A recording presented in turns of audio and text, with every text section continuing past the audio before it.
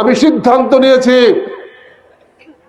যদি আমার কোনো কথা জামাতের মধ্যে কষ্টকর হয় আমি সেই কথা বলবো না। বাঘা বললে আমার জবান কেটে ফেলবো, জিভ কেটে ফেলবো, আমি বলবো না। তারা আমাকে আশ্রয় দিয়েছে। তারা কি শাহজাহান, আমি তাদের কাছে আশ্রয় পেয়েছি। তাদের ভালো মন্দ তারা করবে, ভালো মন্দ দেখার আমার জন্য তারা বসে নাই। ওনারা ওনাদের রাজনীতি করবে, রাজনীতি আগাবে, কিন্তু আমি যে আশ্রয় পেয়েছি আপনাদেরকে নিয়ে আশ্রয় পেয়েছি। আমি একা না, কি বলেন? আমার এলাকার যত মানুষ আজকে আপনারা আসছেন আমাদেরকে আশ্রয় দিচ্ছেন ওনারা।